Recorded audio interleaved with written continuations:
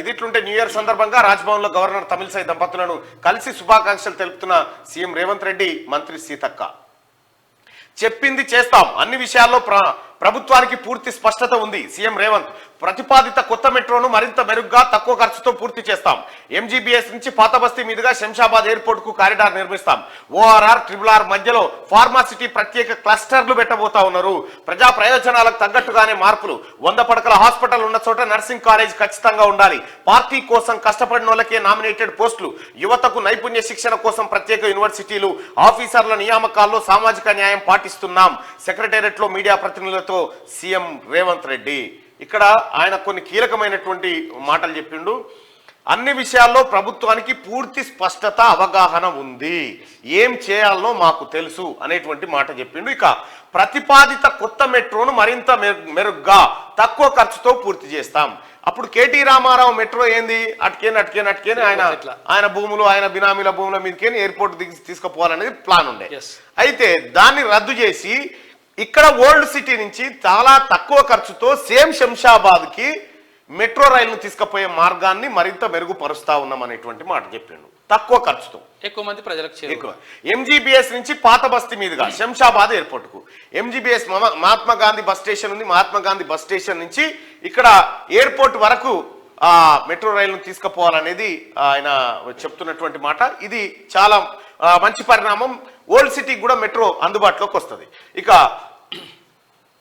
ORR, RRR మధ్యలో pharma city ప్రత్యేక. అయితే ఇక్కడ ఇబ్రాహీంపట్నం దగ్గర కుర్మిద్ద ఈ ముల్కలపల్లి గ్రామాల్లో ఈ ఫార్మాసిటీ పెట్టాలని గతంలో రైతుల దగ్గర భూములు గుంజుకున్నారు కదా, అక్కడ ప్రతిపాదిత స్థలం ఏదైతే ఉందో ఆ ఏరియాలో పెట్టడాన్ని మాత్రమే రద్దు చేస్తా ఉన్నాం. ఫార్మాసిటీ యథాతథంగా ఉంటుంది, కాకపోతే అది ఎవరికి ఇబ్బంది లేని చోట్లో పెట్టబోతున్నాం అనేటువంటి మాటను ముఖ్యమంత్రి రేవంత్ రెడ్డి గారు చెప్పిండు. తద్వారా ఏం జరుగుతుందంటే RRR, ORR కు మధ్యలో RRR అంటే ఇక ఔటర్ రింగ్ రోడ్డు, ఇక రీజనల్ రింగ్ రోడ్ అని చెప్పి ఇంకోటి ప్రతిపాదిత ఏదైతే వచ్చిందో అక్కడ ఈ RRR ప్లేస్ లో వీలైతే ముఖ్యమంత్రి గారు ఇక్కడ ఏది కేసీఆర్ ఫామ్ హౌస్ దగ్గర ఈ ఫార్మాసిటీని పెడితే అది ఉపయోగకరంగా ఉండే అవకాశం ఉంది. ఎందుకంటే అక్కడ రోడ్లు కూడా, అవస్థాపన సౌకర్యాలు కూడా బాగానే ఉన్నాయి. కాబట్టి అక్కడ కేసీఆర్ ఫామ్ హౌస్ ఉండేటువంటి దగ్గర RRR అలైన్మెంట్ కూడా అది మంచిగా ఉంది. అక్కడ మీరు ఒక్కసారి ఆ స్థలాన్ని పరిశీలిస్తే బాగానే ఉంటది. వాటర్ ఫెసిలిటీ అన్ని కూడా మంచిగా ఉన్నాయి, పెడితే బాగుంటుంది. ఇక్కడ ఇది ఇది ఇక్కడ మనకు ఏది మనం RRR అనుకుంటా ఉన్నాం. ఇక్కడ చూడొచ్చు మనము ఈ గజ్జల్ ప్రజ్ఞాపూర్ ఉందిగా, ఇక గీడ కొసైట్ జరిగింది చూడు, డౌన్ అయింది చూడు, ఇక కరెక్ట్ గా ఈడైతేనే మంచిగా ఉంటుంది చూడ్రి, మంచిగా ఉంటది.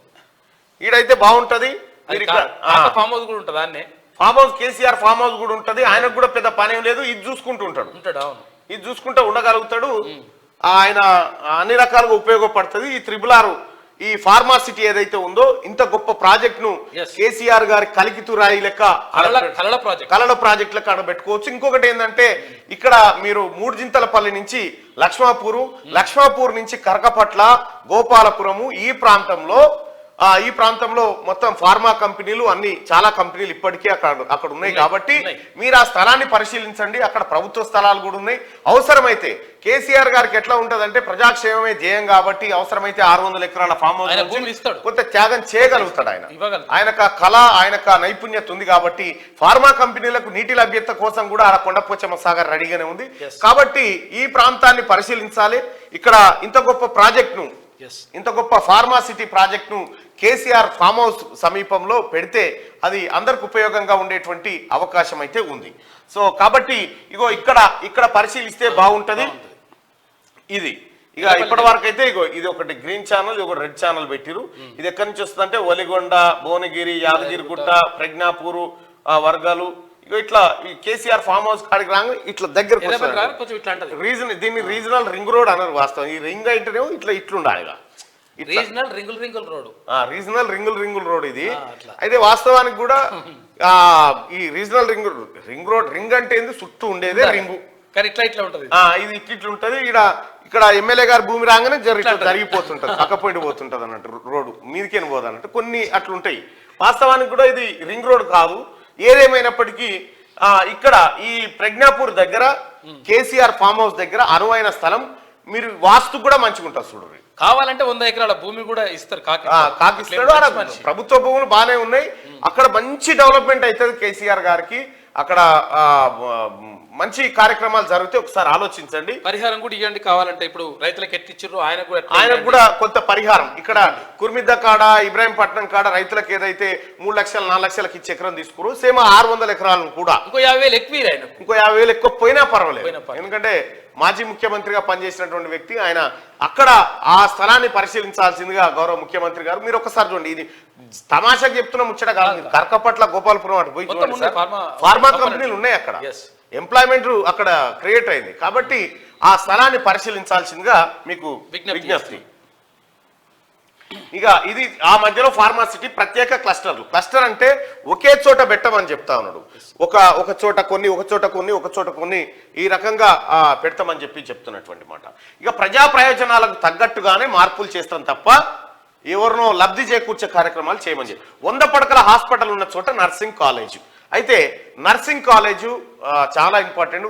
వాస్తవానికి కూడా ఒక మనిషికి ఏదైనా ఇబ్బంది జరిగితే డాక్టర్ అందుబాటులో లేకపోతే నర్సు ఉంటే కొంత ఉపశమనం. చిన్న డాక్టర్ ఉన్నట్లు లెక్క. కాబట్టి ఆ 100 పడకల హాస్పిటల్ ఉన్న చోట నర్సింగ్ కాలేజీ పెట్టబోతున్నామని చెప్పిండు.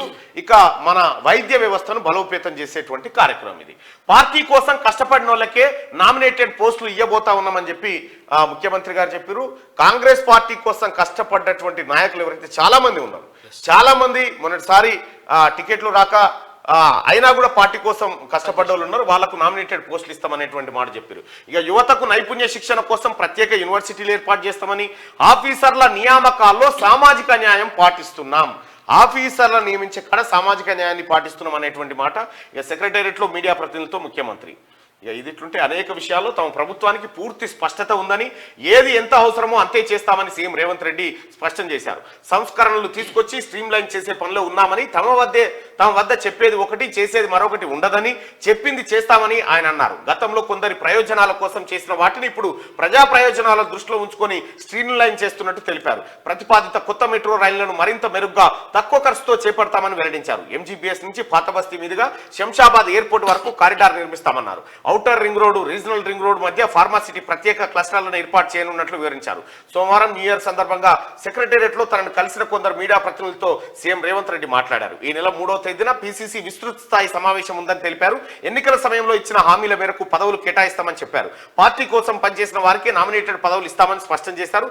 తనకు దగ్గరగా ఉంటారనో బంధువనో పదవులు ఇవ్వడం ఉండదని తేల్చి చెప్పారు. ఏది చేసినా విస్తృత ప్రయోజనాలను దృష్టిలో ఉంచుకొని పదవులను భర్తీ చేస్తామని ఆయన నిన్న మీడియాతో చిట్చాట్లో చెప్పినటువంటి మాట. ఇక న్యూ ఇయర్ సందర్భంగా గవర్నర్ తమిళసై దంపతులకు ఆయన బుకే ఏది ఒక చెట్టు మొక్కనిస్తే శుభాకాంక్షలు తెలిపిండు. అధికారాన్ని వికేంద్రీకరించాం, ఇప్పటికే అధికారాన్ని వికేంద్రీకరించామని సీఎం రేవంత్ రెడ్డి పేర్కొన్నారు. ఉమ్మడి జిల్లాలకు ఇన్ఛార్జీలుగా మంత్రులకు బాధ్యతలు అప్పగించామని తెలిపారు. 3 కమిషనరేట్లకు కమిషనర్లను నియమించాం, వారికి అవసరమైన సిబ్బందిని వారే ఎంపిక చేసుకుంటారు. శాఖలకు ప్రతిభ కలిగిన అధిపతులను నియమించడం వరకు నేను చూస్తాను. వాళ్ళ పరిధిలో అవసరమైన అధికారులను నియమించుకొని యంత్రాంగం సక్రమంగా పనిచేసేలా వారే చూసుకోవాలి. అధికారుల నియామకాల్లో సామాజిక న్యాయం జరిగేలా అన్ని చర్యలు తీసుకుంటామని చెప్పి సీఎం రేవంత్ రెడ్డి చెప్పిండు. నిన్న సీతక్క ఆ తర్వాత మిగతా మంత్రులు చాలా మంది పోయి గవర్నర్ తమిళసైని కలవడం జరిగింది. అధికారిక వికేంద్రీకరణ జరుగుతుంది ఇక్కడ. అంటే వికేంద్రీకరణ అంటే పంచడం. అయితే ఫార్మాసిటీ ఒక్క దగ్గరనే పెట్టుడు కంటే 10 చోట్ల పెడితే 10 ఏరియాలో కొంత డెవలప్మెంట్ ఉంటుంది, రియల్ ఎస్టేట్ రంగం ఊపందుకుంటది అనేది దీని భావన. ముఖ్యమంత్రి గారు కూడా అధికారాన్ని అందరికీ అంటే ఒక్కొక్క ఇట్లా ఎవరి వాళ్ళకి అట్లా పంచడం ద్వారా పని ఈజీగా అయిపోతుంది. తర్వాత వీళ్ళకి పబ్లిక్ కూడా అనుకూలంగా ఉంటుంది. రైట్గా కాక ఒక్క దగ్గరనే పెట్టుకునేది.